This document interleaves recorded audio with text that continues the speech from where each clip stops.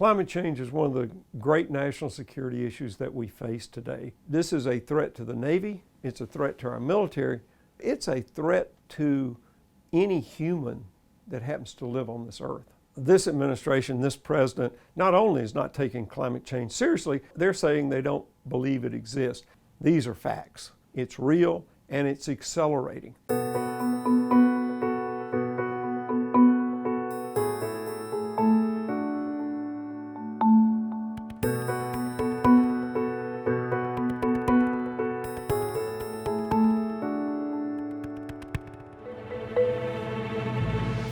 If we don't do something about climate change, and in particular sea level rise, the largest Navy base in the world, Norfolk, Virginia, will go underwater, and it will go underwater within the lives of people alive today. So this is not theoretical. This is not something that may happen sometime out in the future. Our national security is threatened from these climate events. We already have internally displaced climate change refugees inside the United States from islands off the coast that have gone underwater where people have lived for generations. It is an existential threat to our planet, but it's also an existential threat to our national security and to our military.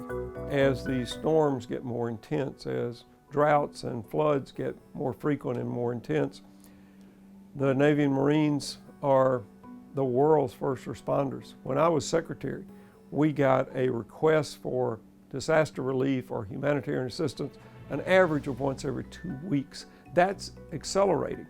And where you have these climate events, oftentimes you get instability.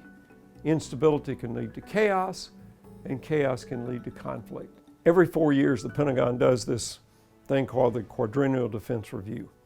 It's the year after a presidential election. Starting in 2005, under President George W. Bush, climate change was called out as a national security threat. In 2009, same thing. 2013, same thing. And now, suddenly, it's not.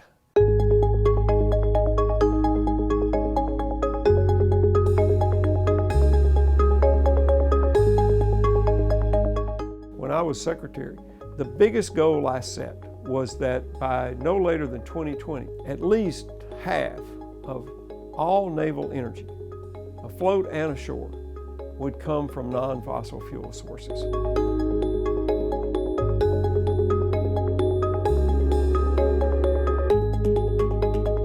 Today, 2/3 of the energy on our bases comes from renewables, mainly solar and wind.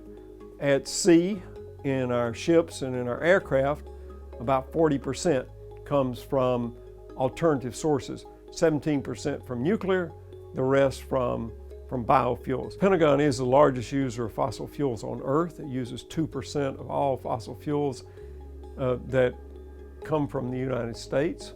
And so if the Pentagon, and the Navy uses about 1/3 of that, if the Pentagon, the Navy, does make a change, it's going to be a huge change. And when you make that change in the Pentagon, or you make that change in one of the services, it spreads a lot to the civilian sector. We're going to have to leave fossil fuels in the ground because we have invented some things, solar, wind, all these other alternatives that are just far better and far less damaging to our planet.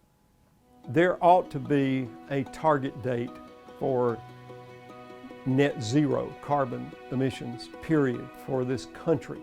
And the military can be used to lead it. One of the things we know about climate change is that it's accelerating. And if we wait, any delay makes it harder. Any delay means that the world and the people in it is going to suffer more. But the next president coming in can accelerate these things.